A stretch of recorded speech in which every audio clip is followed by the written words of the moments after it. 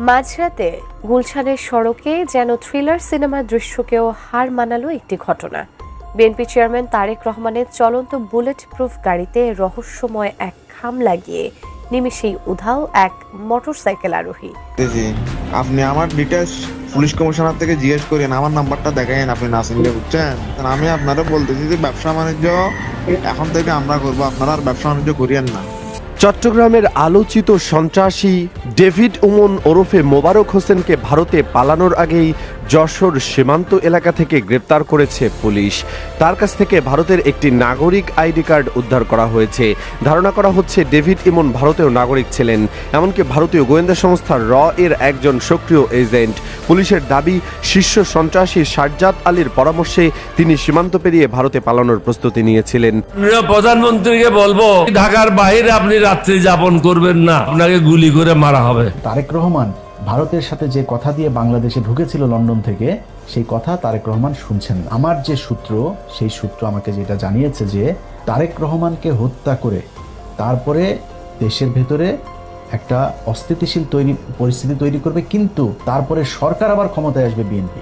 সম্মানিত দর্শক, বর্তমানে বাংলাদেশের যে পরিস্থিতি, সেই পরিস্থিতিকে কেন্দ্র করে এবার প্রধানমন্ত্রীর পরিবারের উপর হামলা করেছেন দুর্বৃত্তরা। ইতিমধ্যে কিন্তু আপনারা ভিডিওতে দেখতে পারবেন প্রধানমন্ত্রীর পরিবারের উপর হামলা এবং কি প্রধানমন্ত্রীকে গুলি করে হত্যার হুমকি দিয়েছেন। দর্শক, এই ভিডিওটি আবার সামাজিক যোগাযোগ মাধ্যমে ব্যাপক আকারে ভাইরাল হয়েছে। প্রধানমন্ত্রী এবং তার পরিবারের উপর কে হামলা করলেন এবং প্রধানমন্ত্রীকে কে বা কারাই হত্যার হুমকি দিয়েছেন, আজকের এই ভিডিওর মাধ্যমে আপনাদেরকে সেই গোপন কিছু তথ্য দেখাবো, যা দেখলে আপনারা রীতিমতো অবাক হয়ে যাবেন। দর্শক, চলুন ভিডিওতে আমরা বিস্তারিত দেখে আসি।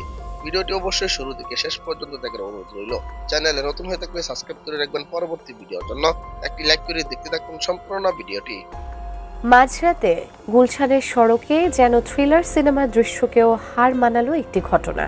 বিএনপি চেয়ারম্যান তারেক রহমানের চলন্ত বুলেট প্রুফ গাড়িতে রহস্যময় এক খাম লাগিয়ে নিমেষেই উধাও এক মোটরসাইকেল আরোহী।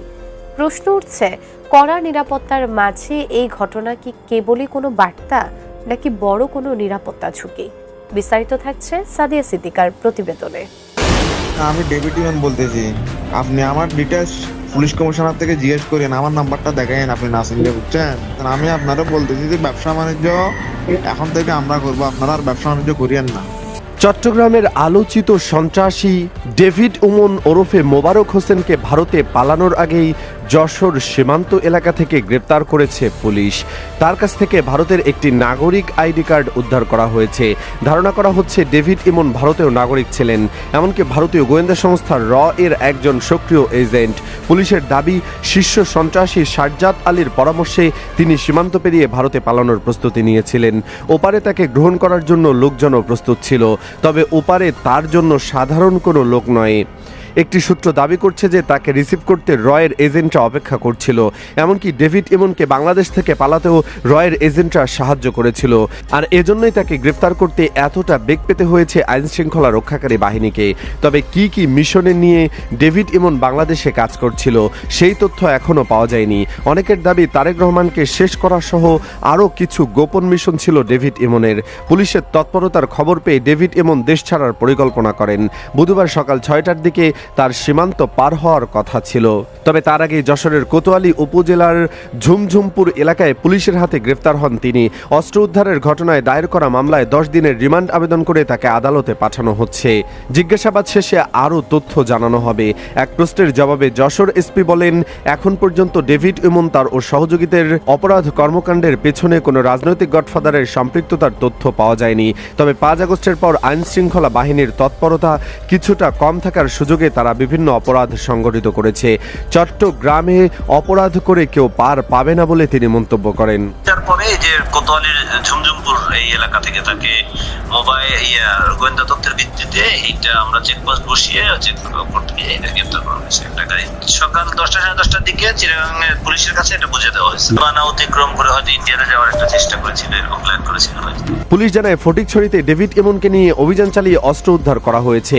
এ ঘটনায় ফটিকছড়ি থানায় অস্ত্র আইনে মামলা হয়েছে। ওই মামলায় জিজ্ঞাসাবাদের জন্য তাকে 10 দিনের রিমান্ড নেওয়ার আবেদন করা হয়েছে। এর আগে মঙ্গলবার দিবাগত রাতে যশোরের ঝুমঝুমপুর এলাকা থেকে ডেভিড ইমনকে 3 সহযোগী সহ গ্রেফতার করা হয়। পরে তাকে চট্টগ্রাম জেলা পুলিশের কাছে হস্তান্তর করা হয়। চট্টগ্রামের পাহাড়তলীতে মকসুদুল হক চৌধুরী নিহত মামলার তদন্ত করতে গিয়ে একে একে বেরিয়ে আসে শীর্ষ সন্ত্রাসী চক্রের সদস্যদের তথ্য। মামলায় গ্রেপ্তার মোহাম্মদ মিঠু ওরফে ধামা ইলিয়াসকে 2 দিনের জন্য রিমান্ডে জিজ্ঞাসাবাদ করে পাওয়া তথ্যের ভিত্তিতে যশোরে অভিযান চালিয়ে চট্টগ্রাম জেলা গোয়েন্দা ডিবি।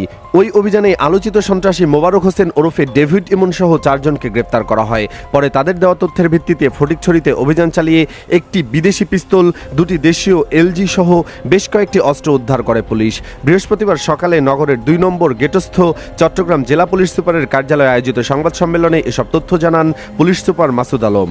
এসপি মাসুদ আলম জানান, গত 13 জুন চট্টগ্রামের পাহাড়তলী এলাকায় মাকসুদুল হক চৌধুরী নিহতের ঘটনার পর রহস্য উদ্ঘাটনের তদন্ত শুরু করে জেলা পুলিশ।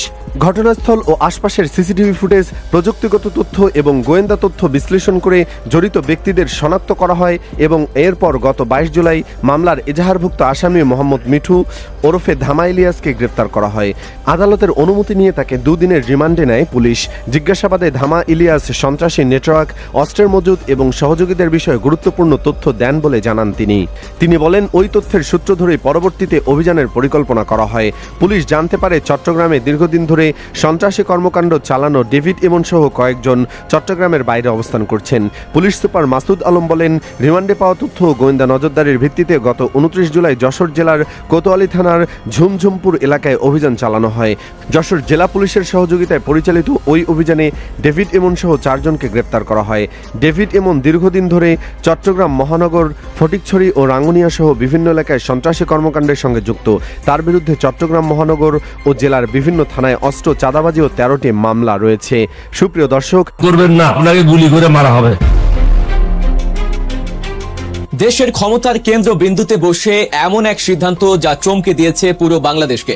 একদিকে নিজের মায়ের নামে থাকা স্থাপনার নাম বাতিল করে এক নজিরবিহীন দৃষ্টান্ত স্থাপন, অন্যদিকে যে সেনাবাহিনীর কিছু বিপদগামী সদস্যের হাতে পিতাকে হারাতে হয়েছিল, সেই সেনাবাহিনীর প্রতি কোনরূপ প্রতিশোধ পরায়ণ না হয়ে তাদের সাথেই কাঁধে কাঁধ মিলিয়ে নতুন এক ইতিহাস রচনা। আর ঠিক তখনই রাজনীতির মাঠের এক সময়ের সহযোদ্ধা, প্রবীণ রাজনীতিক ও বীর মুক্তিযোদ্ধা কর্নেল অলি আহমেদ দিলেন এক শিহরণ জাগানো সতর্কবার্তা। রাতের বেলা ঢাকার বাইরে থাকবেন না। কেন এমন হুঁশিয়ারি? কিসের এত ভয়? আর তারেক রহমানই বা কেন হাঁটছেন বাংলাদেশের চিরাচরিত পারিবারিক রাজনীতির সম্পূর্ণ উল্টো পথে? এসব প্রশ্নের রোমাঞ্চকর এবং গভীর বিশ্লেষণ নিয়ে সাজানো হয়েছে আমাদের আজকের আয়োজন। পর্দার পেছনের আসল রাজনৈতিক সমীকরণ বুঝতে ভিডিওটি না টেনে একেবারে শেষ পর্যন্ত দেখার অনুরোধ রইল। বাংলাদেশের রাজনীতির ইতিহাস এক রক্তাক্ত ও বিশ্বাসঘাতকতার ইতিহাস। এই বাংলার মাটিতেই ঘটে যাওয়া অন্যতম এক বিয়োগান্তক ঘটনা হলো শহীদ প্রেসিডেন্ট জিয়াউর রহমানের হত্যাকাণ্ড। 1981 সালের 30 মে চট্টগ্রামের সার্কিট হাউসে সেনাবাহিনীর বিপদগামী কিছু উচ্চভিলাষী সদস্যের নির্মম বুলেটে প্রাণ হারান তিনি। সেই শোক, সেই ক্ষত জিয়া পরিবারের জন্য কতটা গভীর তা হয়তো ভাষায় প্রকাশ করা সম্ভব নয়। কিন্তু সময়ের পরিক্রমায় আজ যখন তারেক রহমান দেশের নেতৃত্বের আসনে, তখন অনেকেই ভেবেছিলেন হয়তো অতীতের সেই দগদগে ঘা থেকে এক ধরনের ক্ষোভ বা দূরত্ব তৈরি হবে বাংলাদেশ সেনাবাহিনীর সাথে। কিন্তু সবাইকে অবাক করে দিয়ে তারেক রহমান প্রমাণ করলেন তিনি কেবল একজন। সম্মানিত দর্শক, আশা করি সকলে পুরো ভিডিওটি দেখলেন। এই ভিডিও সম্পর্কে অবশ্যই আপনাদের মতামত ভিডিওর কমেন্ট বক্সে লিখে জানাবেন। দর্শক, এই ধরনের প্রতিনিয়ত আপডেট ভিডিওগুলো সবার আগে পেতে অবশ্যই চ্যানেলটিকে সাবস্ক্রাইব করে পাশে থাকা বেল বাটনটি অন করে রাখবেন পরবর্তী ভিডিওগুলো সবার আগে পাওয়ার জন্য। আজকের মতো ভিডিওটা এখানে শেষ করলাম। দেখা হচ্ছে পরবর্তী ভিডিওতে। সেই পর্যন্ত ভালো থাকবেন, সুস্থ থাকবেন। আসসালামু আলাইকুম ওয়া রাহমাতুল্লাহ।